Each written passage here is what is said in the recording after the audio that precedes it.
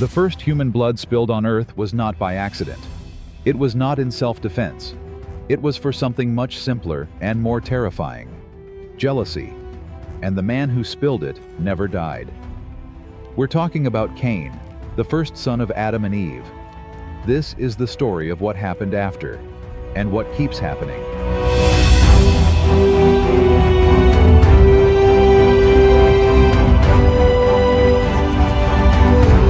Imagine the world when only 4 people existed: Adam, Eve, and their 2 sons, Cain and Abel. There were no cities, no laws, no police. Just a family trying to survive outside the paradise their parents had lost. Cain worked the land. He would rise before dawn, dig furrows with his hands, plant seeds one by one. He was a farmer, the first in history. His hands were always dirty, always cut by thorns. The earth was hard on him, as if it remembered the curse that fell upon it when Adam sinned. Abel, on the other hand, was a shepherd. He tended sheep and goats that ran free through the valleys. His hands were soft, his clothes cleaner. While Cain fought against weeds and droughts, Abel simply followed his flocks where the grass was green. The difference between the brothers became more obvious each day. Cain was the older one, but Abel seemed to have a special connection with everything he touched. His animals were healthier, his smile came easier. And when he spoke of God, well, his eyes shone in a way that Cain's never did. Then came the time for offerings. It was customary to present God with the best of their work, a way to give thanks, to acknowledge where all blessings came from. Cain knew he had to do it, but deep down, he didn't want to. Cain gathered some fruits. Not the best ones, but not the worst either. Tomatoes, grains, vegetables he had managed to get from that stubborn earth. He piled them on an altar of stones he had built himself. It was a functional altar, without ornaments, like everything Cain did. Abel brought a lamb, but not just any lamb. He brought the best from his flock. An animal without blemish, young, perfect. And he didn't just leave it there. He sacrificed it. The lamb's blood ran over the altar that Abel had carefully built, decorated with wildflowers. What happened next changed everything. God's fire descended upon Abel's offering. The flames consumed the lamb completely, and the smoke rose straight to heaven like a white column. The air around Abel's altar filled with a golden light that made everything seem more real, more alive. Cain's altar remained cold. No fire, no smoke, no light. His fruits stayed there, slowly withering under the sun. God had rejected his offering. Cain felt something he had never experienced before. It was as if something hot and black was spreading through his chest. His fists clenched, his jaw tensed. For the first time in human history, someone felt murderous jealousy. His face changed. It looked darker, harder. It was as if a shadow had fallen over him and refused to leave. Abel noticed the change and tried to approach, but Cain rejected him with a look that would have frightened anyone. Then he heard the voice. It wasn't the first time God had spoken directly to a human, but it was the first time he had spoken to someone who was on the verge of doing something irreversible. "Why are you angry?" God asked him. "Why do you have that face?" It was a direct question, but Cain didn't answer. He stood there, fists clenched, breathing heavily. God continued, "If you do what is right, will you not be accepted? But if you do not do what is right, sin is crouching at your door. It desires to have you, but you must rule over it." This is the first time in the Bible that sin is mentioned as something alive, like a beast waiting at the door. It wasn't just a bad action. It was a force, an entity that wanted to enter and take control. Cain had a choice. He could listen to the warning, control that dark thing growing inside him, and find a way to fix things. Or he could let that beast enter. He chose wrong. Instead of facing his problem, Cain decided to blame Abel. Why did his younger brother always have to be better? Why did everything come so easy to him? Why did God prefer him? The truth was simpler. Abel had given his best, with a genuine heart. Cain had given leftovers, with resentment. But simple truths are sometimes the hardest to accept. The following days were tense. Cain avoided Abel, but at the same time couldn't stop watching him. Every time he saw his brother smile, every time he heard him sing while working, that dark thing grew larger. "Let's go out to the field," Cain said to Abel one morning. Abel suspected nothing. To him, his older brother was still his older brother. He thought maybe Cain wanted to reconcile, talk about what had happened with the offerings. So he followed Cain to a secluded place, far from the house where their parents lived. The place Cain chose was perfect for what he had planned. A small valley, surrounded by hills, where no one could hear screams, where no one could see what was about to happen. The brothers walked in silence. Abel tried to make conversation, but Cain responded with monosyllables. The tension was palpable, like the air before a storm. When they reached the center of the valley, Cain stopped. "Abel," he said. His brother turned around, still smiling. "Yes?" Cain said nothing more. Instead of words, he lifted a large stone he had picked up along the way. A stone the size of a melon, heavy, with sharp edges. Abel saw the stone. He saw his brother's face, and in that last second, he understood what was happening. His eyes opened, not so much from fear as from sadness, as if he were seeing something break that could never be repaired. "Cain, no." Those were the last words he said. The stone crashed against his head with a dull, wet sound. Abel fell as if someone had cut the strings that kept him standing. His blood spilled over the dry earth, soaking it for the first time with human blood. Cain stood there, panting, with the stone still in his hands. Abel's blood wouldn't stop flowing. It was much more than he had imagined, and it was a brighter, more vivid red than he had expected. The silence that followed was absolute. There were no birds singing. There was no wind. Even Abel's sheep had stopped bleating. It was as if all creation had held its breath. Cain dropped the stone. He looked at his brother's body. He looked at his own stained hands. And for the first time he truly understood what he had done. He had killed the only person in the world who loved him unconditionally. He had forever silenced the only voice that defended him when his parents got angry with him. He had destroyed the only pure friendship the world had known, and he couldn't undo it. God's voice cut through the silence like thunder. "Where is your brother Abel?" Cain had been expecting that question, but it still caught him off guard. His heart raced. His hands trembled.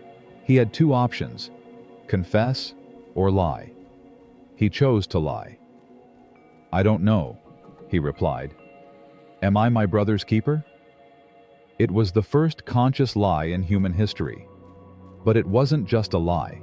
It was an arrogant, defiant lie. Cain wasn't just denying his crime. He was questioning why God was asking him. God's response was devastating. "What have you done? The voice of your brother's blood cries out to me from the ground." Abel's blood had not remained silent. It was screaming. Each drop was a testimony. Each stain on the earth was evidence. God had heard everything from the moment the first drop touched the ground. Then came the sentence. "Now you are under a curse and driven from the ground, which opened its mouth to receive your brother's blood from your hand. When you work the ground, it will no longer yield its crops for you. You will be a restless wanderer on the earth." The curse was perfect in its justice. Cain, who had worked the land all his life, would never again be able to make it produce. He would be an eternal vagabond, without home, without rest, without a place to belong. But Cain didn't understand the magnitude of his punishment until he asked, "What if someone kills me?" God's answer surprised him. "If anyone kills Cain, he will suffer vengeance 7 times over." And God put a mark on Cain so that no one who found him would kill him. It was protection, but it was also part of the punishment. Cain could not die. He could not escape his guilt through death. He would have to live with what he had done, forever. That mark on his forehead became his identification, his curse, and his protection all at once. It was visible to all, but no one could hurt him. He would live eternally, but never in peace. Cain went out from the Lord's presence that day. He walked east to the land of Nod, which means wandering. He left behind his brother's body, left behind his parents who would soon discover the tragedy, left behind everything he had known. But he didn't leave behind his guilt. That would go with him forever. What Cain didn't know at that moment was that forever meant exactly that. He wouldn't die in 100 years, or 1,000, or 10,000. He would walk the earth watching entire civilizations be born and die, watching his crime repeated over and over again on increasingly larger scales. The first murderer had become the eternal witness to all the murders that would come after. Chapter 2. The Mark of the Wanderer. After killing Abel, Cain walked east for days without stopping. He had no destination. He only knew he had to get away from everything he had known. The mark on his forehead burned as if it had been branded with hot iron, and each step he took carried him further from the presence of God. But getting away from God didn't mean getting away from the consequences of what he had done. In fact, he was just beginning to understand them. The land of Nod had no name when Cain arrived there. Nod means wandering, and it became so because it was there that the first wanderer in history decided to try to put down roots. It was an arid, rocky place where vegetation grew half-heartedly and rivers ran dry most of the year. Cain tried to plant what he had saved from his previous garden. He took seeds he had kept, dug furrows as he had done all his life, and waited. But the earth didn't respond. The seeds germinated weakly and then withered.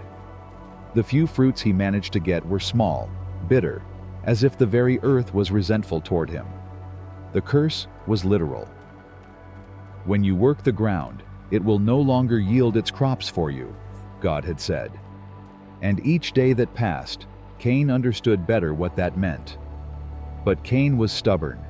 If the earth wouldn't give him food easily, he would find another way to survive. He began to hunt, to gather, to steal when necessary. And when he grew tired of wandering, he decided to do something no one had done before: build a city. Enoch was humanity's first city. It wasn't much at first, just some huts made of stone and mud around a water well. But it was his. It was a place where he could control his environment, where he didn't depend completely on the nature that had rejected him. The ironic thing is that he named it Enoch after his firstborn son.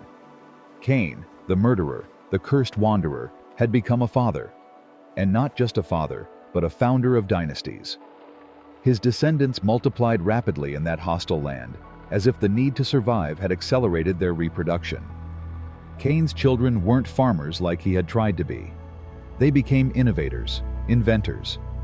When the earth wouldn't give them what they needed, they found ways to tear it from her by force. Tubal-Cain, one of his descendants, became the first metallurgist in history. He forged tools of bronze and iron that could cut the earth deeper, extract metals from rocks, create more efficient weapons than the stones Cain had used. Jubal became a musician, creating the first stringed and wind instruments. His melodies filled the nights of Enoch, but there was something unsettling about his music. It was beautiful, yes, but also melancholic, as if each song were a lament for something lost forever. The first 50 years were the hardest. Cain aged, but slowly, much slower than the others. His children grew up, married, had grandchildren. Lamech, Cain's great-grandson, was the second recorded murderer in history. But he didn't just kill one. He killed 2 men in a single fight, and afterward boasted about it in a poem that became famous. "Hear my voice, wives of Lamech, for I killed a man for wounding me, and a young man for striking me. If Cain shall be avenged 7-fold, then Lamech 77-fold."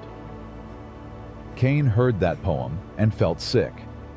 His descendant had not only killed, but was proud of it. He had taken Cain's divine protection and turned it into a threat against anyone who opposed him. Violence multiplied geometrically. The sons of Seth, the godly line that had replaced Abel, began to mix with the daughters of men. But they didn't just mix, they became corrupt. They adopted the violent customs that Cain had initiated. Then came the Nephilim. Cain never fully understood what they were. They called them giants, but they weren't just large in stature. They were large in evil, in power, in their capacity for destruction. Some said they were children of fallen angels and human women. Others believed they were simply the natural evolution of human violence. What Cain did know was that these beings had taken his first act of violence and amplified it 1,000-fold. They built armies, conquered entire cities, enslaved complete populations. Abel's death had been personal, intimate. The death the Nephilim brought was industrial. Cain wandered through the world, silent witness to the corruption that grew like cancer.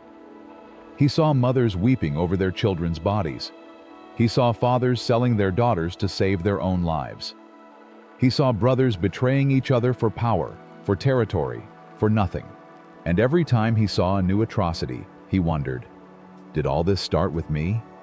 The answer was obvious, but painful. He had opened the door. He had demonstrated that it was possible to kill another human being. And once that door opened, it never closed again. Scripture would describe it perfectly later. Every inclination of the thoughts of the human heart was only evil all the time. Cain saw it with his own eyes. Humanity had become completely corrupt, and he knew he had to bear part of the blame. Then the visions began. Cain wasn't a prophet, but something in his mark allowed him to perceive things others couldn't. He began to dream of water, torrential rain that never stopped, rivers overflowing their banks, oceans swallowing mountains. The clouds in the sky began to look different, darker, heavier, as if they were loaded with something more than water. Animals acted strange, migrating to high ground for no apparent reason. Cain understood what was coming before anyone else. A judgment, a cleansing, a complete restart. When the windows of heaven opened, Cain was at the top of the highest mountain he could find. It wasn't that he particularly wanted to save himself, but his survival instinct kept working despite centuries of despair. The rain began like any normal rain, large, heavy drops that hit the earth with force, but it didn't stop. The first day, Cain thought it would be a strong storm. The second day, he worried about the crops of the people in the valley. By the third day, he understood this wasn't normal weather. Rivers became torrents. Torrents became waterfalls. Waterfalls became oceans that grew upward, swallowing everything in their path. Cain saw his city of Enoch disappear under the waters. He saw the towers his descendants had built over centuries swallowed as if they were sandcastles. He saw people running toward the mountains, carrying their children, dragging the elderly, all seeking higher ground that no longer existed. For 40 days and 40 nights, Cain watched from his mountain, while the world he knew disappeared. His descendants, his cities, his inventions, everything sank under a sea that seemed to have no limits. When the water reached where he was, Cain closed his eyes and prepared for whatever was coming next. The water covered him completely. He felt the pressure in his lungs, the cutting cold in his bones, the sensation of drowning without being able to die. But the mark protected him even there. Under the water, in the depths of the universal flood, Cain survived. He didn't know how he breathed, or if he really did. He only knew his heart kept beating while everything else died. For months he was there, at the bottom of the flooded world, walking among the remains of the civilization he had helped create. He saw the bodies of his descendants floating lifeless. He saw the ruins of Enoch turned into underwater tombs. And in that absolute solitude, more complete than anything he had experienced before, Cain understood something fundamental. His punishment wasn't just to live forever. It was to be the eternal witness of all endings. It was to survive everything he loved, over and over and over again. When the waters finally receded, Cain emerged from the mud like a ghost from the previous world. He was the only survivor of the antediluvian era who wasn't on the ark. The only living man who remembered what the world was like before the judgment. He stood there, on the top of a mountain that was now a valley, looking at a completely new world. A washed, clean world with a second chance. But he was still marked. He was still cursed. And he knew that, no matter how new this world was, it would eventually need someone to remember it when its end came. The eternal wanderer had survived his first apocalypse. It wouldn't be the last. Chapter 3. Empires of Dust. The world after the flood was a blank canvas. Mountains where there had been valleys before, valleys where there had been mountains before. The complete geography had changed, and with it, humanity had a second chance to start from zero. Cain walked through this new world with the hope that maybe, just maybe, he too could begin again. But he would soon discover that some things never change. Human nature, for example, and his own curse. Noah's descendants multiplied rapidly in this renewed land. In less than 2 centuries, there were already cities, commerce, and something Cain recognized immediately: unbridled ambition. They settled in a plain called Shinar, in what would later be known as Babylon. It was fertile land, perfect for agriculture, with rivers that provided abundant water and clay ideal for construction. Everything a civilization needed to prosper. But prospering wasn't enough for them. They wanted something bigger. Cain watched from the hills while they built their great project. At first he thought it was another temple, like the ones he had seen his own descendants build before the flood. But this structure was different. It was massive, ambitious, and had something that unsettled him. It seemed designed to reach heaven. The Tower of Babel wasn't just a construction. It was a declaration. It was humanity telling God that it didn't need his protection, that it could build its own ladder to heaven, that it could become something equal to him. Cain had seen that arrogance before. He had felt it in his own heart the day he decided his offering was good enough, that God was being unfair in rejecting it. He knew how that story ended. For decades, the tower grew. The inhabitants of Shinar worked day and night, generation after generation, each one adding levels to their ancestors' construction. They developed incredible engineering techniques, systems of pulleys and ramps that allowed them to move stone blocks the size of houses. But what was most impressive was their unity. They all spoke the same language, shared the same dreams, worked toward the same impossible goal. It was beautiful and terrifying at the same time. Cain knew that unity wouldn't last. He had learned, after millennia of observing, that when humanity united with selfish purposes, God intervened. And this time would be no different. The intervention wasn't a flood. This time it was something more subtle but equally effective. One day, the workers woke up and couldn't understand each other. The words they had used all their lives sounded strange in their own mouths. The concepts they had shared since childhood became impossible to communicate. In a matter of weeks, construction stopped. The groups that could understand each other formed tribes and moved away to different parts of the world. The Great Tower was abandoned, an unfinished monument to human ambition. Cain counted 70 different groups heading toward 70 different directions. 70 nations being born from a single family, each carrying with them a fragment of the original language and a piece of the broken dream.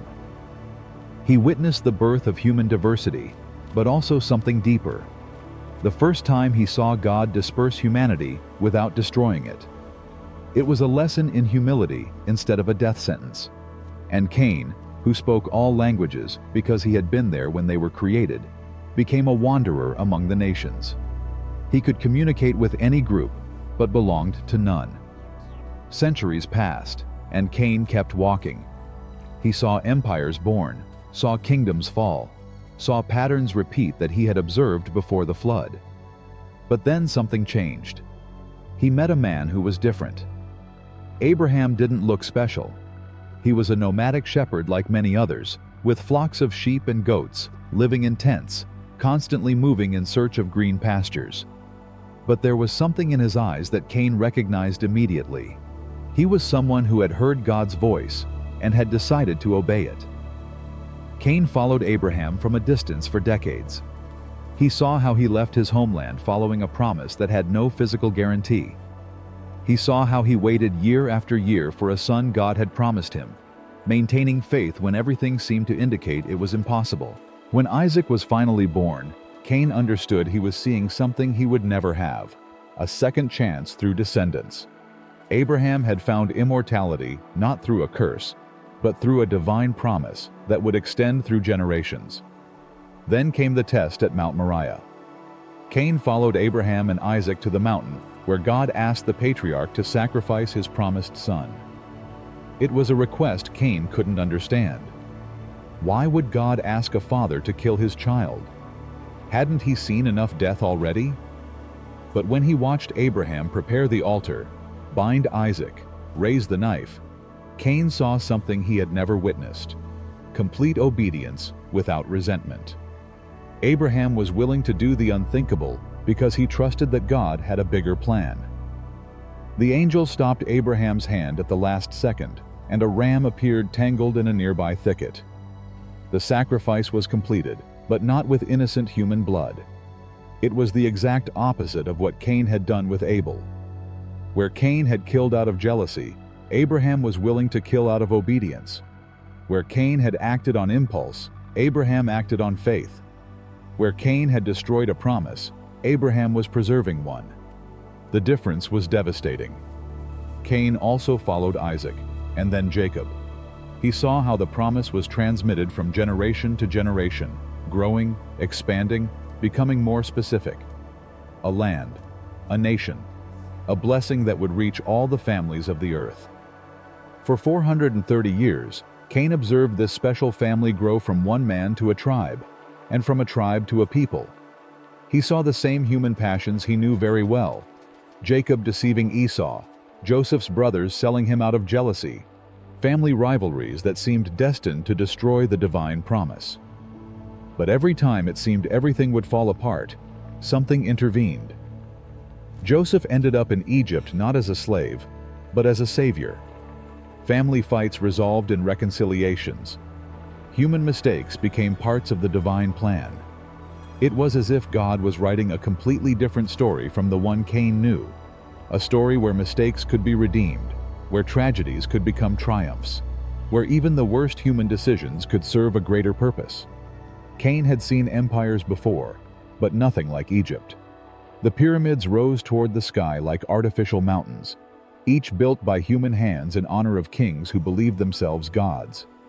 It was human ambition turned to stone, work converted to eternity. But what impressed Cain most weren't the constructions. It was the system. Egypt had perfected something he had seen develop over centuries: organized slavery. The Israelites, Abraham, Isaac, and Jacob's descendants, had arrived in Egypt as honored guests when Joseph was second in command to Pharaoh. But years passed, Joseph died, and new pharaohs took power. Pharaohs who didn't remember what Joseph had done for Egypt. "Behold, the people of the children of Israel are more and mightier than we," a pharaoh said to his advisors. "Come, let us deal wisely with them, lest they multiply, and it come to pass that, when there falleth out any war, they join also unto our enemies, and fight against us." Cain recognized that fear immediately. It was the same fear he had felt toward Abel, the terror of being surpassed, replaced, forgotten. But where he had acted impulsively, Egypt acted systematically. They turned the Israelites into slaves gradually. First it was forced labor, then movement restrictions. Finally, total control over their lives. It was like watching his own crime multiplied by millions and extended over decades. For 400 years, Cain observed the systematic slavery of an entire people. He saw fathers separated from children, families divided by force, cultural identities almost erased by constant oppression. The Israelites built cities for their oppressors, while their own children died from excessive work. The cruelty reached its peak when the pharaohs ordered mass infanticide. "Every daughter that is born ye shall save alive, and every son that is born ye shall cast into the river." Cain had killed one brother. Egypt was killing entire generations, but there was something different about this enslaved people. Despite centuries of oppression, they hadn't forgotten the promises made to Abraham. In slave huts, mothers told their children stories about a promised land. Fathers transmitted names and genealogies that connected each family to patriarchs who had walked with God. It was a silent but powerful resistance. Egypt could control their bodies, but couldn't touch their collective memory. And then, after 4 centuries of waiting, Moses was born. Cain was on the outskirts of Goshen the night the angel of death passed through Egypt. He had seen death before, much death, but never anything so selective, so precise. House by house, the angel distinguished between those marked with lamb's blood and those that weren't. It was Abel's blood in reverse. Where his brother's blood had cried out for vengeance, the lamb's blood cried out for protection. Where Abel's death had brought curse, the lamb's death brought liberation. In a single night, Egypt lost all its firstborn. From Pharaoh's palace to the poorest slave's cabin, every Egyptian family experienced a loss Cain knew very well, the death of someone irreplaceable. Pharaoh, who had hardened his heart during 9 previous plagues, finally broke. "Rise up, and get you forth from among my people, both ye and the children of Israel, and go, serve the Lord as ye have said." Cain followed the Exodus from a distance. 600,000 Israelite families, more than 2 million people, leaving Egypt carrying everything they could take. It was the largest migration he had witnessed, and also the most organized. But the most impressive came afterward, at the Red Sea. Cain had seen God intervene in human history before, but never so dramatically and publicly. The waters divided like curtains, creating a dry path at the bottom of the sea. 2 million people walked between walls of water that remained upright, defying all laws of physics. When the Egyptians tried to follow them, the waters closed over them. The most powerful army in the world drowned in minutes. It was poetic justice. The people who had drowned Israelite babies in the Nile drowned in a sea that God had turned into their tomb. But freedom from slavery was just the beginning. For the next 40 years, Cain observed something unique in his millennial experience: an entire people being educated by God himself. In the desert, far from the influences of other cultures, the Israelites received an intensive course on how to live as God's people.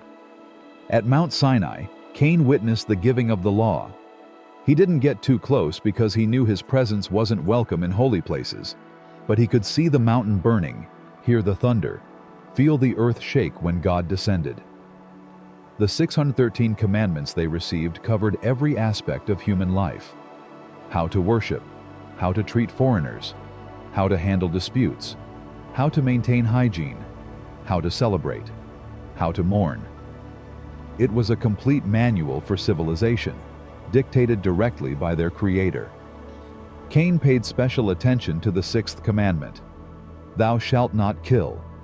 It was a law that came millennia too late for him, but that could have prevented centuries of suffering if it had existed when he needed to hear it. It was simple, direct, without exceptions or justifications. Human life was sacred, period. During those 40 years in the desert, Cain saw an entire generation that had been enslaved in Egypt die.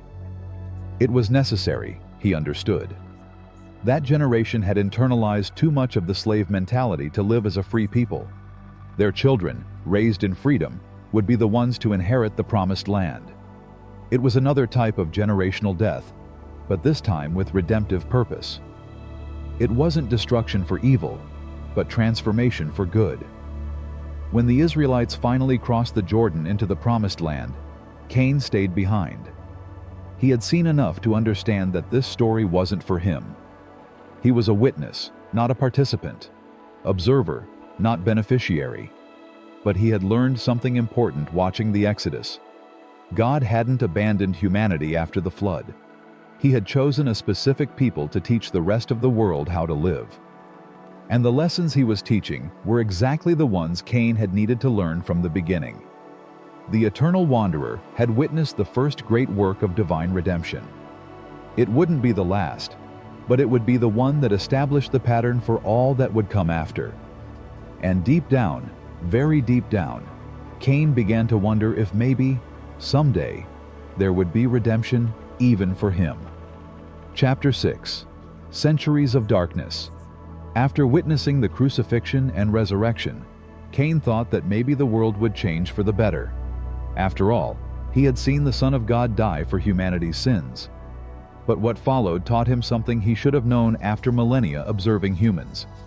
Even the best divine gifts can be perverted by evil hearts. The first Christians were different. Cain observed them meeting in secret, sharing everything they had, caring for the poor and sick. It was like seeing a piece of heaven functioning on earth.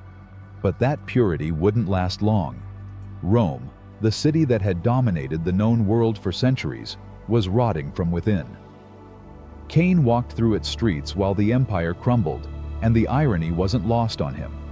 He had seen civilizations born from a single family, and now he saw the greatest of all die from its own corruption. Nero was the emperor who best represented that decadence. In the year 64, Rome burned for 6 days and 7 nights. Cain was there when the fire started, and he saw something that horrified him more than the flames. Nero blaming the Christians for a fire he himself had initiated. It was like seeing Abel's dynamic repeated on a massive scale. The Christians were innocent, but were pointed out as guilty. Nero needed a scapegoat for his own guilt and chose the most vulnerable group. What followed was the first systematic persecution of Christians in history. Cain saw things that marked him even after millennia of witnessing violence. Christians covered with animal skins and torn apart by dogs. Others crucified and used as human torches to illuminate the emperor's gardens. "Look how the enemies of Rome burn!" shouted the crowd at the Circus Maximus.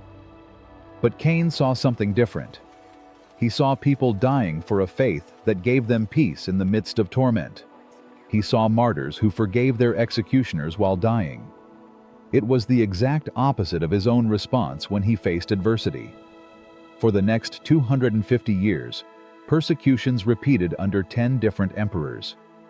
Diocletian was the worst of all. In the year 303, he ordered the systematic destruction of all Christian churches in the empire. Sacred books were to be burned, Christian leaders executed. Cain followed the caravans of Christians being taken to the arenas, entire families feeding lions, children watching their parents die for refusing to burn incense to Roman gods. It was industrialization of religious death. But something strange happened every time they died. Instead of discouraging the movement, the deaths strengthened it. "The blood of martyrs is the seed of Christians," Tertullian would later write. And Cain saw it was true. For every Christian who died in the arena, 10 converted in secret. It was as if Jesus' sacrifice was reproduced in miniature with each martyr. Death became life, defeat became victory. Then came Constantine. In the year 312, everything changed in a single battle. Before facing Maxentius at the Milvian Bridge, Constantine had a vision. He saw a cross in the sky with the words, "In hoc signo vinces." In this sign, you will conquer. Cain was in the hills observing when Constantine's troops marched toward battle with the Christian symbol painted on their shields. It was the first time in 300 years that Christianity was associated with military power instead of defenseless victims.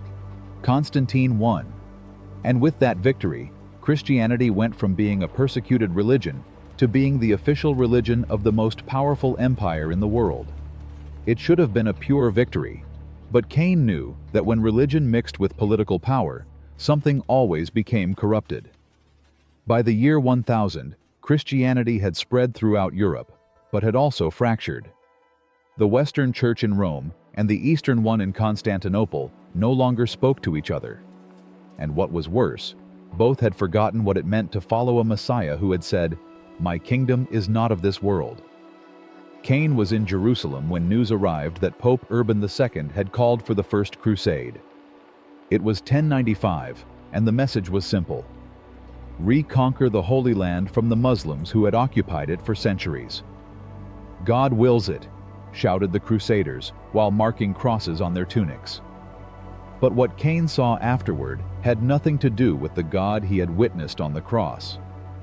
The Crusaders massacred Jews on the way to Jerusalem, saying it made no sense to fight against distant infidels when there were Christ killers in their own neighborhoods. When they finally took Jerusalem in 1099, the carnage was indescribable. Cain saw streets literally running blood up to the ankles.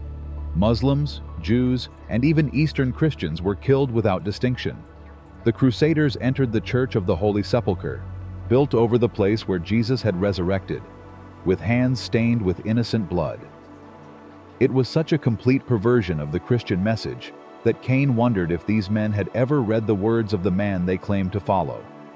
For the next 200 years, 9 more crusades followed the same pattern, each justified as holy war, each resulting in massacres that would have horrified the pagans they supposedly fought. Saladin, the Muslim leader who reconquered Jerusalem in 1187, showed more Christian mercy than most crusaders. When he took the city, he didn't kill the Christian inhabitants. He let them march away in peace, protected their churches, allowed pilgrimages. The irony was so thick that Cain almost choked on it, a Muslim acting more like Christ than the self-proclaimed soldiers of Christ. But the Crusades weren't the only religious wars he witnessed. In Spain, the Reconquista lasted 800 years of almost constant conflict between Christians and Muslims. In the Middle East, Islamic conquests expanded a different vision of God through the sword. It was as if each monotheistic religion had decided that the best way to honor God was by killing those who had different ideas about him. In 1347, Cain was at the docks of Genoa when ships from Crimea arrived. The sailors brought more than spices and oriental silks. They brought something that would change Europe forever: the Black Death. At first, it seemed like a normal disease. Fever, chills, some deaths here and there. But in a matter of months, it became clear that this was different. It was death on a scale Cain hadn't seen since the flood. The plague didn't discriminate. It killed kings and peasants with the same efficiency. Priests and prostitutes, children and elderly. In some cities, half the population died in a matter of weeks. Cain walked through completely abandoned villages, houses with open doors, food rotting on tables, dressed skeletons sitting in chairs as if waiting for someone who would never return. In London, bodies piled up so fast they dug mass graves the size of football fields. In Paris, the cemetery of the innocents filled so quickly they began stacking corpses like firewood. The strangest thing was the religious response. Some saw the plague as divine punishment and flagellated themselves publicly, marching from city to city, whipping themselves until they bled, asking for mercy. Others saw it as proof that God had abandoned them and gave themselves over to final orgies before dying. The Jews were blamed, as always. It was said they had poisoned the wells, that they had made pacts with the devil, that they were responsible for divine wrath. Entire communities were burned alive in their synagogues. It was Nero blaming the Christians, repeated in dozens of countries simultaneously. Cain was immune to the disease, of course. His mark protected him from all harm, including pestilences that devoured continents. But that immunity became his own torture. He saw everyone die while he remained untouchable. In villages where he was the only survivor, he buried entire families. In ghost cities, he wandered through silent streets where the only sounds were his own footsteps and the wind moving loose doors. The plague killed between 75 and 200 million people. A third of Europe disappeared in less than a decade. It was as if God had decided to do a massive cleansing, but this time there was no ark for the righteous. And Cain, the first murderer, remained alive to tell about it. After the plague, something interesting happened. Instead of sinking into permanent despair, Europe began to be reborn. It was as if the proximity of death had reminded people how precious life was. The Renaissance brought rediscovery of art, science, classical literature. Cain saw Leonardo da Vinci dissecting corpses to better understand the human body.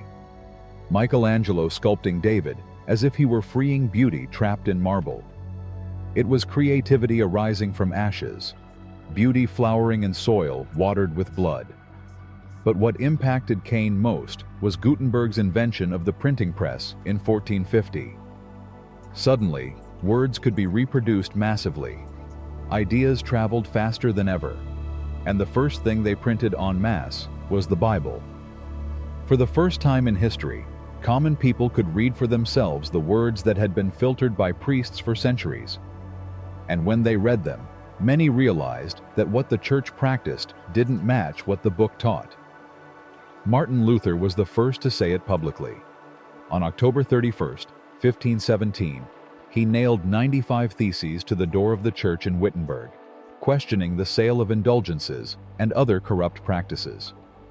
Cain was there that morning. He saw an Augustinian monk change the world with a hammer and some nails. It was theological revolution armed only with words.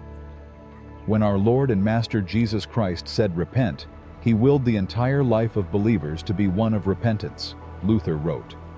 It was a call to return to fundamentals, to rediscover a Christianity that had been lost among ecclesiastical politics and worldly wealth.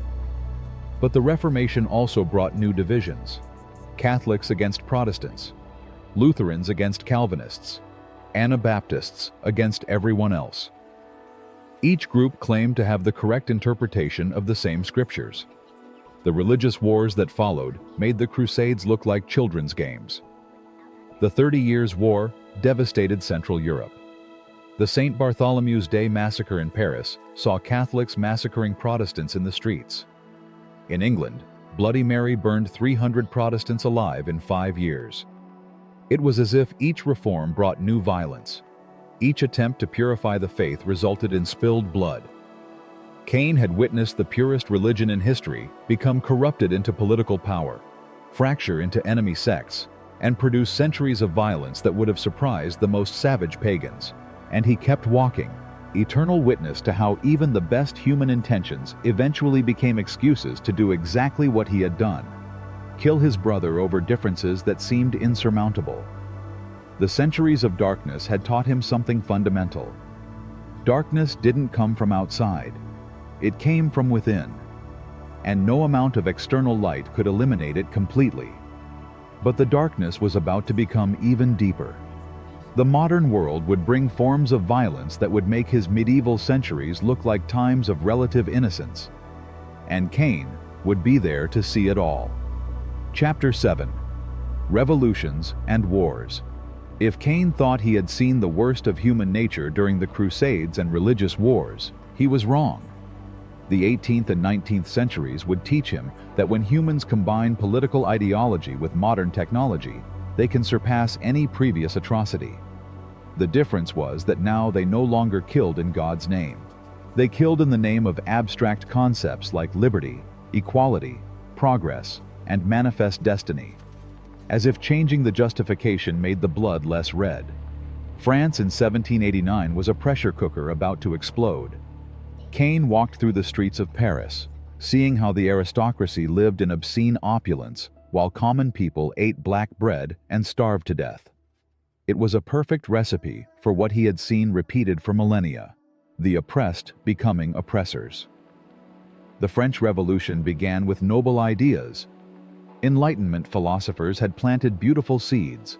All men are born equal. Government must serve the people. Reason must triumph over superstition. Voltaire, Rousseau, Diderot, all spoke of a better world. But Cain had learned that the best ideas, in the wrong hands, produce the worst results. On July 14, 1789, Cain was in the crowd that stormed the Bastille. It was exciting to see common people overthrow symbols of tyranny. The prisoners freed, the weapons captured, the cries of liberty resonating throughout the city. The Declaration of the Rights of Man and of the Citizen was a document that impressed even Cain. Men are born and remain free and equal in rights, it proclaimed. It was the type of declaration that could have prevented millennia of suffering if it had existed from the beginning. But then things went wrong. Maximilien Robespierre began by speaking of virtue and justice. Virtue without terror is powerless. Terror without virtue is simply criminal, he said. It was logic that sounded reasonable until you realized who decided what was virtuous and what was criminal. The guillotine became the symbol of the new France. It was efficient, egalitarian. It cut aristocratic and plebeian heads with the same speed. Joseph Ignace Guillotin had designed it as a humane method of execution. The irony of making death more humane wasn't lost on Cain. During the Reign of Terror, between September 1793 and July 1794, Paris became a slaughterhouse.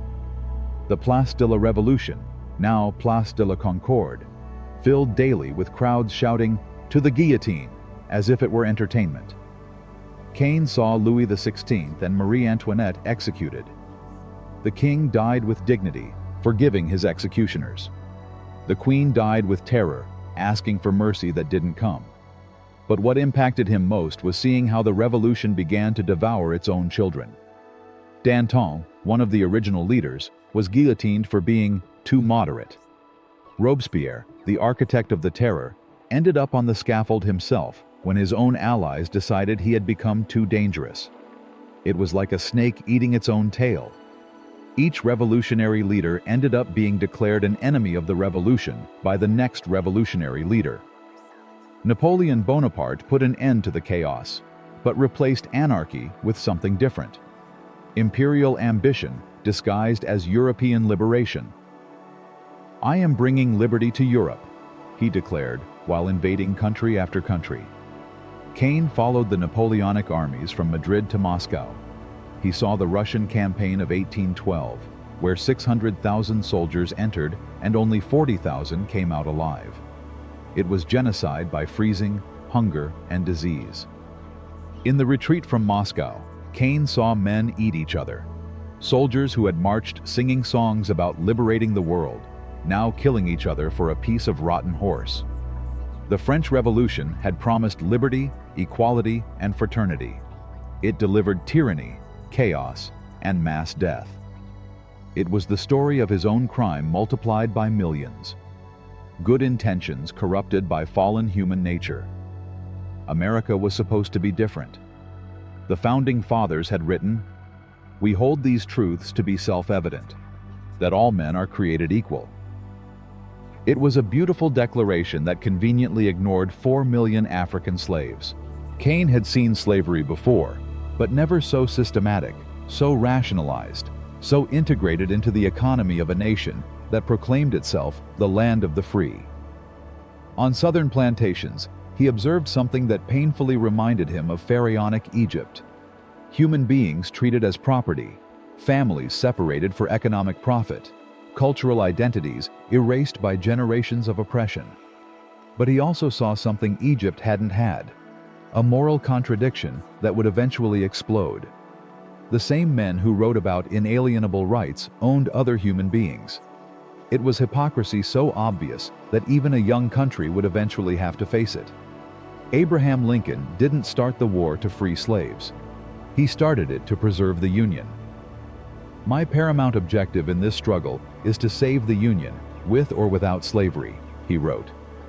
But Cain knew that some wars take on a life of their own and end up being about things bigger than original intentions. On April 12, 1861, Fort Sumter was bombarded and began the bloodiest war in American history. Cain followed both armies for 4 years of carnage that surpassed everything America had experienced before or since. At Gettysburg, during 3 days in July 1863, he saw 50,000 casualties in a single battle. It was as if the entire population of a medium-sized city had been eliminated in a long weekend. Pickett's charge on the third day was especially brutal. 15,000 Confederates marched across an open field toward Union cannons. It was suicidal bravery, honor transformed into massacre. Cain saw men walk toward certain death because their officers had told them it was their duty. When it ended, the field was carpeted with bodies dressed in gray. It was like seeing the flower of Southern youth cut down in one afternoon. But what impacted Cain most was seeing families fighting on opposite sides, brothers shooting each other at Antietam, fathers and sons facing each other at Shiloh. It was his own family tragedy multiplied by thousands. Technology had made war more lethal. Rifled muskets could kill at 500 yards. Cannons fired grape shot that cut entire lines of soldiers. It was as if humanity had perfected the art of killing each other. Sherman's march to the sea showed a new form of warfare: total destruction. Not just enemy armies, but civilian infrastructure. "War is hell," Sherman said, and proceeded to demonstrate it by burning everything from Atlanta to Savannah. Cain walked the trail of destruction, burned plantations, twisted railroads, abandoned cities. It was scorched earth with purpose, to ensure the South could never fight another war. When John Wilkes Booth assassinated Lincoln at Ford's Theater, Cain was in Washington. He saw a nation that had won the war, but lost its leader at the moment when it needed him most. It was as if the cost of freedom always included the death of those who had made it possible. Slavery ended legally, but Cain knew that attitudes don't change with presidential decrees. At Verdun, French and Germans killed each other for 303 days over a few kilometers of territory that changed hands weekly. "Ils ne passeront pas," "they shall not pass," became the French cry. And they didn't pass, but the cost was 700,000 combined casualties. Cain saw flamethrowers used for the first time. Soldiers turned into human torches, running in circles until they collapsed. It was technology designed specifically to maximize suffering before death. Tanks appeared like mechanical dinosaurs, crushing barbed wire and terrorizing soldiers who had never seen anything similar. But even these war machines got stuck in the mud created by the blood of millions. Aerial warfare added a third dimension to the conflict. Cain saw the first aerial dogfights, aces like Manfred von Richthofen turning the sky into another battlefield. It was anachronistic chivalry in the midst of industrialized brutality. When the United States entered in 1917, they brought fresh resources but also new naivety. American soldiers arrived singing "Over There," convinced they would save civilization. Many never returned home. On November 11, 1918, at 11 a.m., the guns finally fell silent. Cain was on the Western Front when silence fell over the trenches. It was a strange silence, almost unnatural after 4 years of constant bombardment. 10 million soldiers had died, 20 million civilians. Entire empires had collapsed: German, Austro-Hungarian, Ottoman, Russian. It was as if European civilization had committed suicide and called the result victory. The Spanish flu arrived in 1918, as if death hadn't claimed enough victims during the war. It was a pandemic that killed healthy young adults, exactly those who had survived the trenches. Cain saw entire cities in quarantine, overflowing morgues, entire families disappearing in a matter of weeks. The flu killed more people in 2 years than the Great War in 4. He was immune, of course. His mark protected him from viruses that devastated the planet. But that immunity became his own torture, seeing everyone die while he remained untouchable. The 1920s brought economic boom and cultural debauchery. It was as if humanity had decided that after so much death, it was time to live intensely. Jazz, illegal alcohol, short skirts, speculative investments, everything was excess. But Cain had seen enough cycles to know that booms always precede busts. Black Tuesday, October 29, 1929.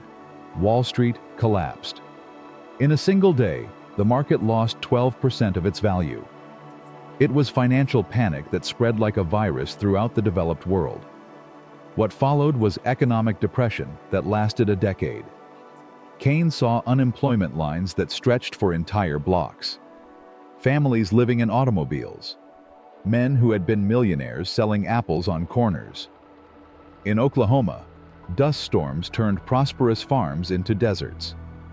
Entire families loaded their possessions onto ramshackle trucks and drove to California looking for work that didn't exist. It was American exodus, mass migration caused by environmental negligence and economic collapse. Cain had seen the exodus from Egypt. This was less dramatic, but equally desperate.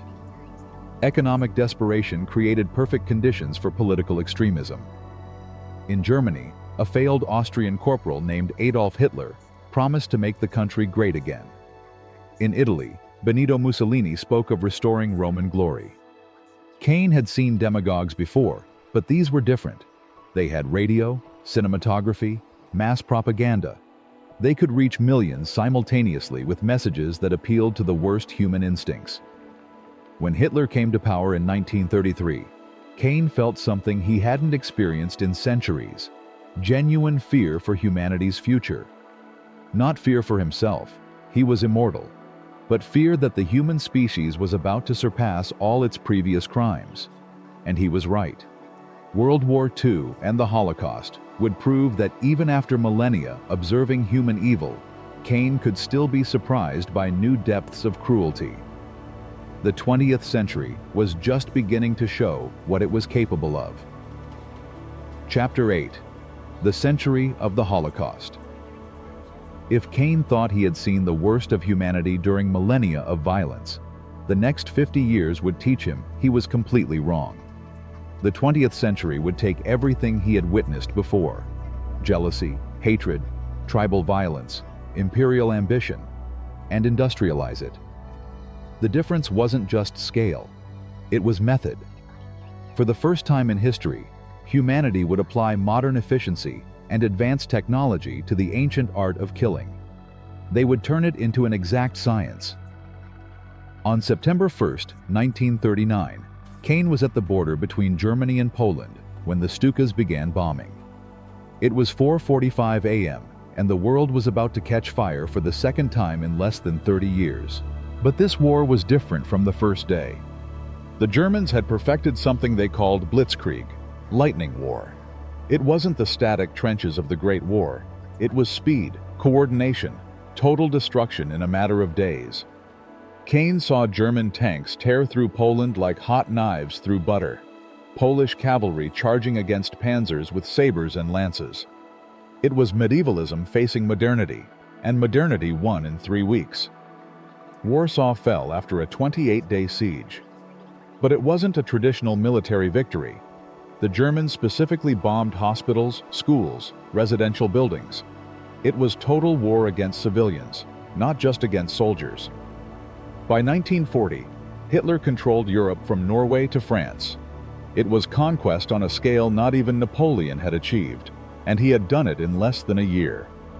Cain observed the Battle of Britain from the cliffs of Dover. For 114 days, the Luftwaffe bombed British cities trying to break civilian morale. London, Coventry, Birmingham. Night after night, bombs rained on people who just wanted to survive. Londoners slept in subway stations, converted into massive air raid shelters. Entire families lived on underground platforms, singing songs to drown out the sound of explosions above. "We shall never surrender," Churchill had said. And they didn't, but the cost was visible on every face: exhaustion, fear, desperate determination. On December 7, 1941, Cain was in the Hawaiian Islands when the Japanese attacked Pearl Harbor. It was Sunday morning. American sailors having breakfast, reading letters from home, preparing for another quiet day in paradise. Then, 353 Japanese aircraft appeared over the Pacific's most important naval base. In 2 hours, they killed 1,400 Americans and sank or damaged 18 warships. It was a surprise attack that changed everything. The United States, which had tried to stay neutral, was now completely at war. What followed was truly global conflict. Europe, Africa, Asia, the Pacific. There was no continent untouched by violence. It was as if all humanity had simultaneously decided to resolve their differences through mutual extermination. In the Pacific, the war took on especially brutal characteristics. The Japanese preferred death over surrender. The Americans learned that taking Japanese islands meant killing practically every defender. Iwo Jima cost 7,000 American lives and 18,000 Japanese for an island of 21 square kilometers. It was like paying 1,000 lives per square kilometer of volcanic rock. Okinawa was worse. 12,000 Americans and 120,000 Japanese dead in 82 days. But what impacted Cain most was seeing Japanese civilians throwing themselves from cliffs rather than be captured. Entire families committing suicide because they preferred death to dishonor. In the end, 70 million people died in 6 years of World War. It was as if the entire population of France had been erased from the map. But those numbers didn't capture the 20th century's true innovation: industrial genocide. Cain had seen persecution before. He had seen massacres, pogroms, ethnic cleansing. But he had never seen anything like what he found when he followed the trains carrying Jews toward Eastern Europe. At first he thought they were work camps. The Germans had labeled everything efficiently. Arbeit macht frei, work makes you free, was written over the entrance gates. But when he saw the chimneys, when he smelled the smoke, when he walked invisible among the barracks, he understood that this wasn't work. It was something completely new in human history. Murder as state policy, genocide as industrial project. Auschwitz-Birkenau was the largest, but there were hundreds of others. Treblinka, Sobibor, Bergen-Belsen, Dachau. Names that would become synonymous with absolute horror. The efficiency was what horrified Cain most. They had systematized murder as if it were automobile production. Trains arriving according to precise schedules. Selections on the ramps dividing victims between useful and useless. Gas chambers designed to maximize capacity. At Auschwitz alone, 1.1 million people were murdered. Most Jews, but also Poles, Roma, Jehovah's Witnesses, homosexuals, disabled people. It was diversity in victimization, efficiency in extermination. Cain walked invisible through the gas chambers. He saw fingernail marks on the walls where victims had tried to escape in their last moments. He saw mountains of human hair, gold teeth, children's shoes organized in warehouses. It was reducing human beings to raw materials. It was the exact opposite of what he had seen in Eden, where each person was created in God's image. The medical experiments were another dimension of horror. Joseph Mengele at Auschwitz performed research on twins, dwarfs, people with heterochromia. It was torture disguised as science, sadism justified as medical progress.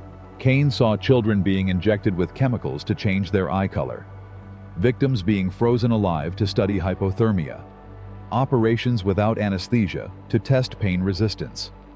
It was evil with a white coat and clipboard. It was modern evil, organized, documented, rationalized. When the camps were liberated in 1945, the world saw photographs it couldn't believe.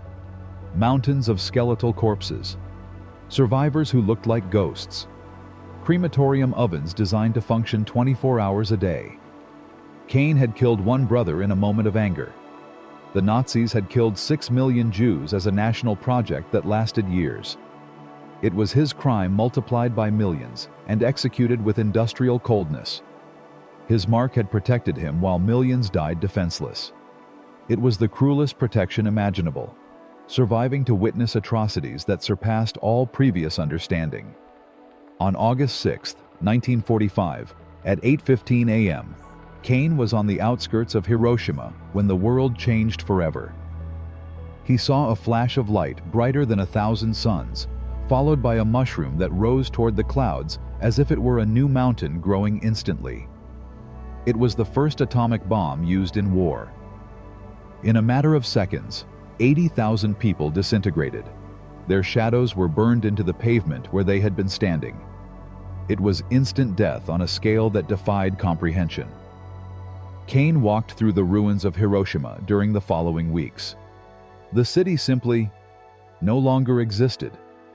Where there had been buildings, streets, neighborhoods, now there was a flat desert of radioactive ashes. The survivors, the hibakusha, suffered things no doctor had seen before. Burns that wouldn't heal, hair falling out in clumps, black vomit that wouldn't stop. It was radiation poisoning. a new type of slow and agonizing death. 3 days later, the United States dropped a second bomb on Nagasaki. Another 40,000 instant deaths. It was as if they had decided to demonstrate that the first hadn't been accident or luck. Japan surrendered 6 days later. The war was over, but something fundamental had changed. Humanity now possessed the power to completely destroy itself. It was as if they had stolen fire from heaven and discovered it could burn the entire world. During the Cold War that followed, Cain observed an arms race that would have been comical if it weren't so terrifying. The United States and Soviet Union building arsenals that could destroy civilization several times over. The Soviet Tsar bomb in 1961 was 3,000 times more powerful than Hiroshima's. It was destructive power that surpassed everything nature had produced in millions of years of evolution. Cain wondered if he had reached the end of his eternal wandering. Not because he could die in a nuclear war, but because maybe there would be nothing left worth observing afterward. The Holocaust wasn't the end of modern genocide, it was just the beginning. As if the 20th century had decided to perfect the art of mass extermination. In Cambodia, between 1975 and 1979, the Khmer Rouge murdered 2 million people from a population of 8 million. It was slaughter of a quarter of the nation by its own government. Pol Pot wanted to return Cambodia to a primitive agrarian utopia. That meant eliminating anyone with education, glasses, symbol of reading, soft hands, evidence of intellectual work, or connections to the outside world. Cain saw entire cities being evacuated at gunpoint. Families separated to work in rice fields until they died of exhaustion. Children being trained to execute their own parents for being counter-revolutionaries. Cambodia's killing fields were genocidal efficiency without modern technology. They used sticks, hoes, machetes.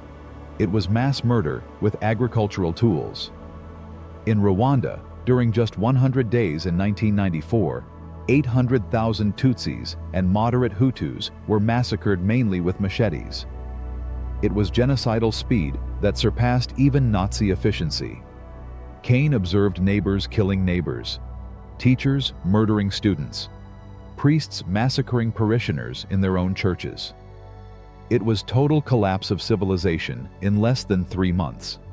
Radio had been used to coordinate the killings. Cut down the tall trees was the code for killing Tutsis. It was hate propaganda transmitted through radio waves to a mostly illiterate population. In Bosnia, between 1992 and 1995, ethnic cleansing returned to the heart of Europe. Serbs, Croats, and Bosniaks, who had lived together for generations, suddenly were killing each other over religious and ethnic differences that had been dormant for decades. Srebrenica was especially brutal. In July 1995, Serbian forces separated men from women and children, promising it was just processing. Then they executed 8,000 Bosniak men and boys in a matter of days. It was genocide under United Nations supervision. Dutch blue helmets handed victims over to their executioners. It was institutional failure on a scale that would have been unthinkable after World War II. Cain had seen history's first murder. Now he had seen genocides that made that first crime look like childish innocence. It was as if each generation needed to surpass the previous one in creativity for mass destruction. What tormented him most was the repetition. Each genocide was followed by promises of never again. But never again became again with clockwork predictability. The 20th century had demonstrated that modern technology combined with ancient hatred could produce horror on scales that defied comprehension. It was as if humanity had perfected the ability to do what he had done, kill the brother. But now they did it millions at a time, with industrial efficiency and with ideological justifications that made his simple jealousy look like noble motivation in comparison. The eternal wanderer had witnessed the most violent century in human history, and he knew it still wasn't over. Chapter 9. Signs of the End. After witnessing the horrors of the 20th century, Cain thought that maybe humanity had hit rock bottom. that after industrial genocides and nuclear arsenals, maybe they had reached the limit of their capacity for destruction. But the new millennium would teach him he was wrong again. Not because the following decades were more violent than the previous ones, but because something fundamental was changing. After 6,000 years of wandering, Cain began to feel something he hadn't experienced since his curse. The sensation that his story was coming to an end. Not a natural ending, an apocalyptic ending. On September 11, 2001, Cain was in Manhattan when everything changed. It was a perfect autumn morning, blue sky without clouds. One of those mornings that make New York look like the most beautiful city in the world. At 8:46 a.m., American Airlines Flight 11 crashed into the North Tower of the World Trade Center. Cain was 6 blocks away and saw the impact directly. At first he thought it was a terrible accident, a pilot who had lost control, maybe a mechanical problem. But 17 minutes later, when United Flight 175 crashed into the South Tower, he understood this was something completely different. It was war, but not war between nations. It was war between civilizations, between worldviews, between completely different ways of understanding the world. Cain had seen many ways to kill during millennia, but he had never seen people use commercial airplanes full of innocent passengers as weapons. It was diabolical creativity that combined suicide with mass murder. The towers collapsed one after another. First the south at 9:59 a.m., then the north at 10:28 a.m. Cain saw 110-story skyscrapers become mountains of rubble in a matter of seconds. It was like seeing artificial mountains being erased from the horizon. But what impacted him most wasn't the physical destruction. It was seeing people jumping from the windows of the upper floors. They were impossible decisions: die burned or die crashed. It was choosing how to die when both options were terrible. During the following days, Cain walked through Ground Zero. The smell was indescribable: molten metal, pulverized concrete, and something else he preferred not to identify. Missing posters covered every available surface. Families searching for loved ones who would never come home. 2,977 people died that day. It wasn't a large number compared to the world wars or genocides he had witnessed, but the significance was different. It was the day when America, which had been invulnerable since 1812, discovered it was no longer protected by 2 oceans. What followed was war on terror that would last decades. Invasions in Afghanistan and Iraq, mass surveillance programs, airports turned into fortresses. It was as if the entire world had decided that perfect security was worth any price in freedom. Cain saw the emergence of something that hadn't existed before: coordinated global terrorism. They weren't national armies fighting for territory. They were ideological networks spread across the planet, connected by internet, financed by petrodollars, willing to die for causes most people didn't even understand. Al-Qaeda, ISIS, Boko Haram, each group more extreme than the previous one. Beheadings transmitted live, coordinated attacks in multiple cities, trucks running over crowds at Christmas markets. It was terrorism as performance art, designed for maximum psychological impact. The internet had changed everything. For the first time in history, anyone with a laptop could access more information than medieval kings. But they could also access extremist propaganda, bomb-making instructions, execution videos. It was democratization of knowledge and democratization of hatred at the same time. Global warming added another dimension of anxiety. Cain had seen climate changes before, but never caused directly by human activity. Glaciers melting, sea levels rising, weather patterns becoming unpredictable. It was as if humanity was altering the basic systems that maintained life on the planet. As if after millennia of adapting to the environment, they had decided to force the environment to adapt to them. Climate conferences repeated year after year with the same formula. Scientists presenting alarming evidence, politicians promising action, corporations resisting costly changes. It was like watching humanity in collective denial about the consequences of their own actions. Cain remembered when the air was clean, when oceans didn't have islands of plastic, when seasons arrived when they were supposed to.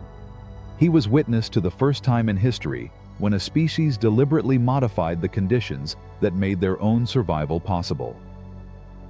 In December 2019, reports began about a strange virus in Wuhan, China.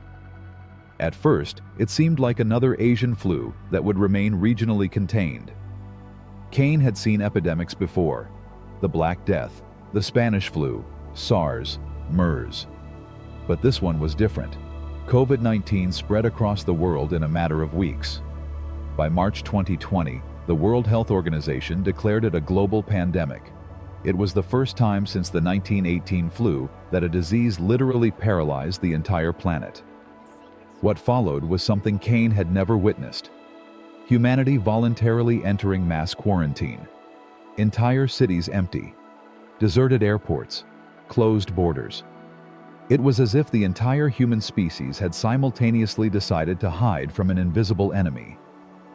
During the lockdowns, Cain walked through empty streets of cities that normally buzzed with activity. Times Square without tourists. Las Vegas without gamblers. Hollywood Boulevard without actors dressed as superheroes posing for photos. It was apocalypse in slow motion.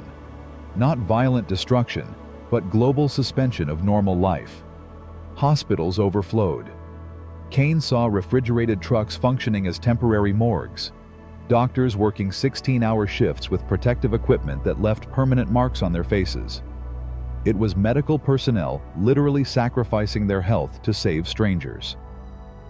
The technological response was impressive. Vaccines developed in less than a year using messenger RNA techniques that had taken decades to perfect. It was like watching humanity apply all their accumulated scientific knowledge to solve an existential problem. But he also saw something darker: the fragmentation of truth. Conspiracy theories spread faster than the virus itself.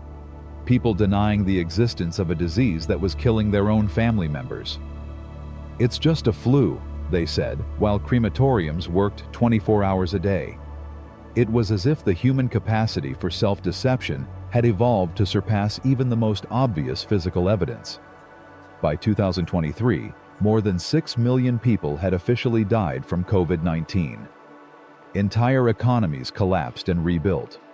Children lost critical years of education and socialization.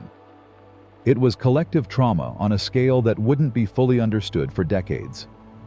Cain was immune, of course. His mark protected him from viruses that devastated the planet. But that immunity had become familiar after millennia. The cruelest protection, which forced him to witness suffering he couldn't share.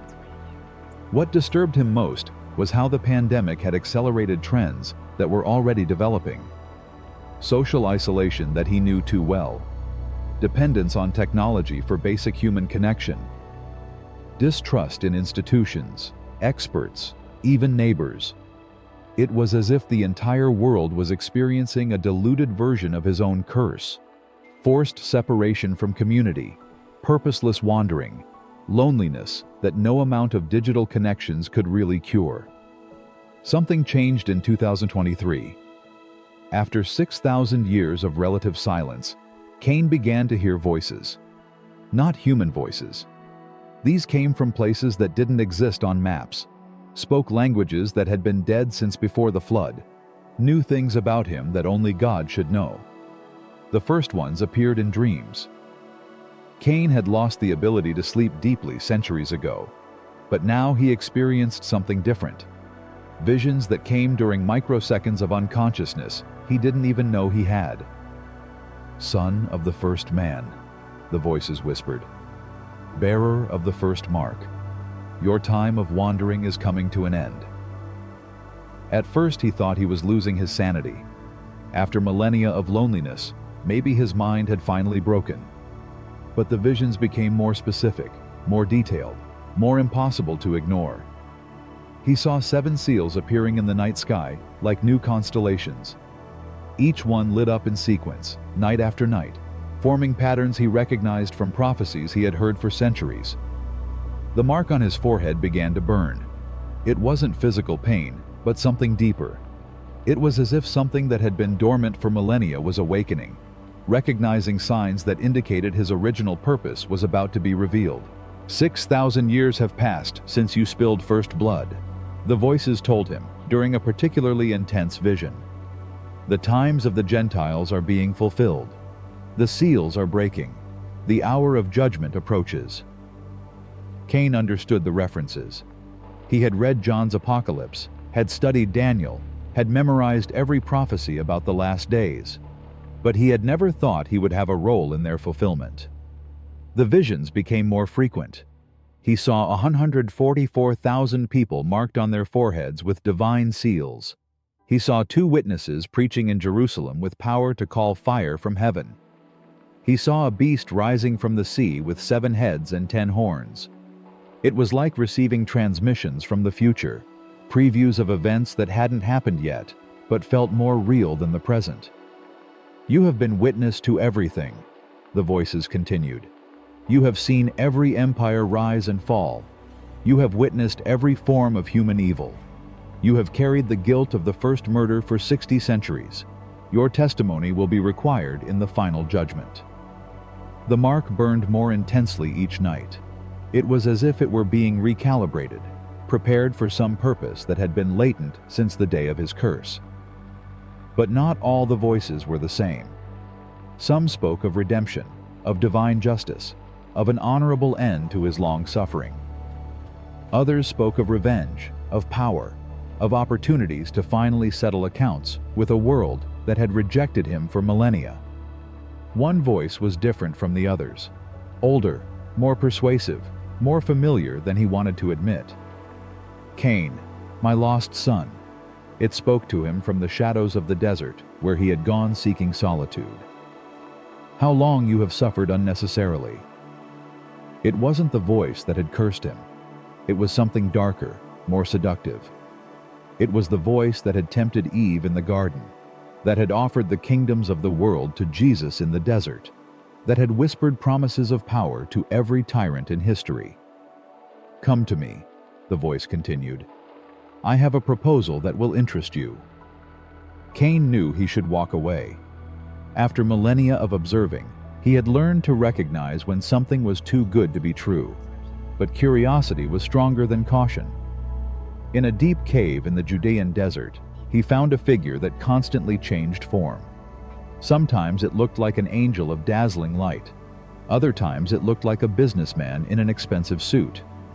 Occasionally, it appeared as it had appeared to Eve, a serpent that spoke with hypnotic voice. You know who I am, said the figure, and I have been watching you for a long time.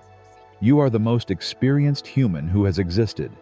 You have seen more history than any created being. You have a unique perspective on the human condition. Cain didn't respond, but didn't walk away either. The last days have begun, Lucifer continued. God is preparing his final judgment on humanity, but he needs witnesses. He needs evidence, and no one has witnessed more human evil than you. The proposal was simple and terrifying. Become the anti-witness, the dark counterpart to the 2 witnesses who would preach in Jerusalem during the tribulation. While they testified about divine mercy, he would testify about human depravity. Imagine it, Lucifer whispered. After 6,000 years of rejection, you would finally have an audience. You could finally tell the world exactly what you have seen. All the hypocrisy, all the violence, all the evil you have witnessed. The offer included power. Not just the power to speak, but the power to act. Lead armies of demons. Command the forces that would rise against God in the final battle. Be a general instead of a witness. Abel was the first martyr, Lucifer said. You were the first murderer. In the final judgment, you need to be on the correct side of that equation. It was perverse but convincing logic. Cain had been rejected by humanity for millennia. He had seen the worst of every generation. He had witnessed how even the best human intentions became corrupted. Why would he defend a species that had never accepted him? But something stopped him from accepting immediately. Maybe it was memory of the compassion he had seen in Jesus. Maybe it was understanding that revenge had never brought real satisfaction. Or maybe, after millennia of loneliness, he had simply learned that some prices were too high to pay. "You don't have to decide now," Lucifer said, reading his hesitation. "But decide soon. The seals are breaking. The final events are in motion. And I need to know which side you'll be on when the time comes to choose." When Cain left the cave, the desert looked different. It was as if something fundamental had changed in the structure of reality. The stars shone strangely. The wind whispered in languages that shouldn't exist.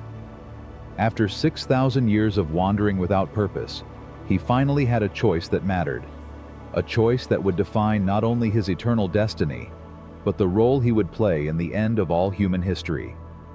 The eternal wanderer was no longer just a witness. He was a potential participant in the final conflict between good and evil. And he had no idea which side he would choose. Chapter 10. The Final Choice. After 6,000 years wandering the earth, Cain found himself in the most unexpected place, the center of a cosmic war that would define the destiny of all humanity. The choice he had evaded for millennia could no longer be postponed. The last days had arrived, and he had to decide which side of eternal history he wanted to be on. It was ironic. Humanity's first murderer would have the last word in their final judgment. Lucifer summoned him to Jerusalem, specifically to the Valley of Hinnom, the same place Jesus had used as a symbol of hell. It was typical devil theatrics, choosing locations with symbolic meaning for conversations that would change the course of eternity.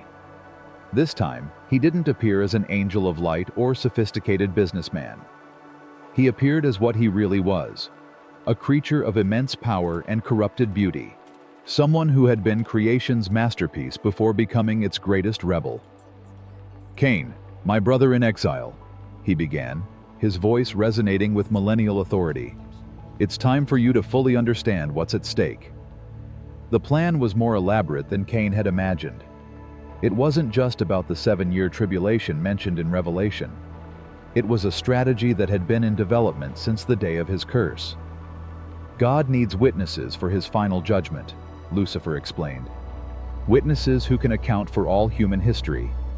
The 2 witnesses of Revelation 11 will speak of his mercy, of the redemption opportunities he offered.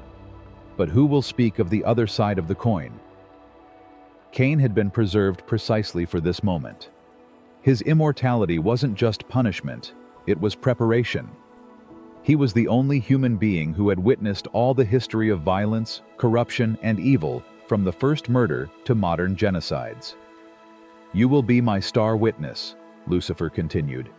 "When God judges humanity, you will testify about every atrocity you have witnessed. Every war, every genocide, every betrayal. You will be the evidence that humanity doesn't deserve salvation." The logic was seductive. Cain had seen the worst of every generation. He had witnessed how even the most devout eventually yielded to corruption. He had observed centuries of suffering that could have been avoided if God had intervened more directly. "But there's more," Lucifer said, approaching. "Once my testimony helps condemn humanity, I'll need generals for the new order. Commanders who understand both history and war. Leaders who have seen enough to never again be naive about human nature." He showed him visions of the future he was offering. Cain commanding demonic legions, ruling vast territories in a world where Lucifer had replaced God as supreme authority. It was real power after millennia of powerlessness. Abel was offered as perfect sacrifice, Lucifer concluded. "You will be offered as perfect evidence. The difference is that Abel chose to die for his faith. You can choose to live for the truth you have witnessed." It was the most sophisticated temptation Cain had faced. It wasn't just about power or revenge. It was about justice, about finally having a voice in a universe that had silenced him for 60 centuries. But while Lucifer spoke, Cain remembered something he had witnessed on the cross. Jesus forgiving those who were killing him. It was the kind of forgiveness he had never been able to give or receive, but that he had seen work in lives it touched. "I need time to think about it," he finally said. "Of course," Lucifer replied with a smile that didn't reach his eyes. "But not much time. The final events are already in motion." That night, while Cain meditated on the outskirts of Jerusalem, something impossible happened. A figure approached from the shadows, and when he looked up, he saw a face that had been haunting his nightmares for 6,000 years. Abel was there, not as a ghost or vision, but as a real and tangible presence. He looked exactly as he remembered: young, kind face, eyes that shone with a peace Cain had never possessed. "Brother," Abel said simply. It was the first word they had exchanged since that terrible day in the field. Cain expected accusation, anger, demands for justice. Instead, he heard something he didn't know how to process: genuine affection. "Have you come to confront me?" Cain asked, preparing for the judgment he had been evading for millennia. "I have come to talk with you," Abel replied, sitting next to him as they had done when they were children. "As we should have talked 6,000 years ago." The conversation that followed was the most important in Cain's life, not because it resolved complex theological questions, but because it finally gave him opportunity to do something he had never done: fully face what he had done and why he had done it. "I'm sorry," Cain said, and for the first time in millennia, the words came without justifications or excuses. "I was jealous, I was angry, and instead of dealing with those feelings, I used them as an excuse to do something unforgivable." "I know," Abel replied, "and I forgive you." They were 3 words Cain had longed to hear for 60 centuries. But now that he heard them, he realized that Abel's forgiveness, though precious, wasn't what he needed most. "The problem isn't whether you forgive me," Cain said slowly. "The problem is whether I can forgive myself." Abel nodded as if he had been waiting for exactly that conclusion. "That's always been the problem, hasn't it? Not God's anger, not humanity's rejection.